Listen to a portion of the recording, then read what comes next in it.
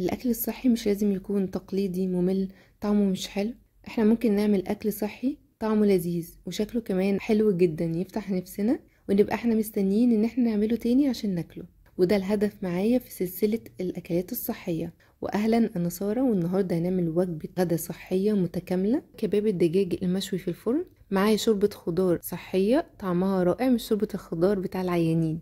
طعمها صدقوني حلو قوي، وهتعملوها انتوا بارادتكم كل مره مش عشان تخسوا. ولو اديتوها لاي حد ما بيعملش دايت استحاله ياخد باله وهياكلها. هي بس الفكره ان هي سعرات اقل، بس الطعم صدقوني حلو جدا وهيعجب اي حد. يلا على طول ونبدا.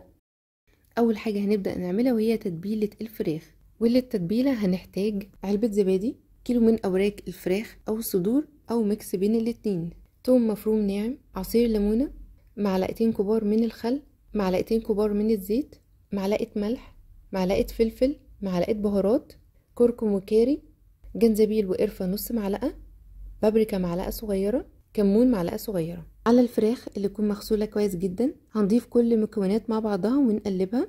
يفضل نسيبها مش اقل من 4 ساعات او 3 ساعات، ممكن حتى لو احنا مضطرين نسويها على طول، بس التتبيلة هتدخل اكتر لما نسيبها فترة اطول.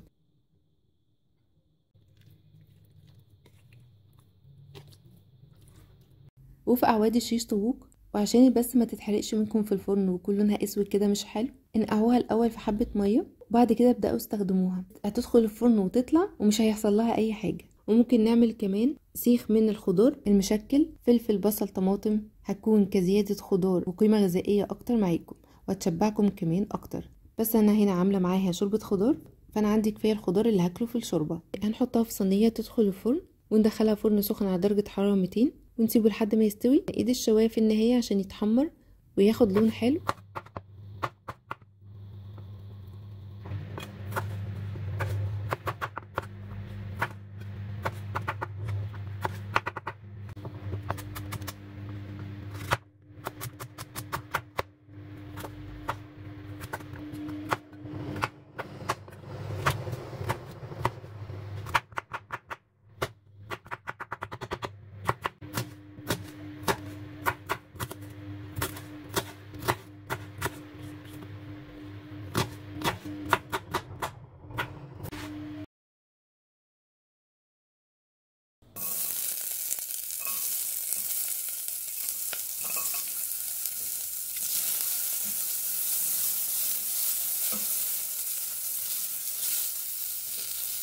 هنبدأ نحضر الشوربة بتاعتنا، ومحتاجين فيها اي خضار انتوا حابين تستخدموه او متوفر عندكم.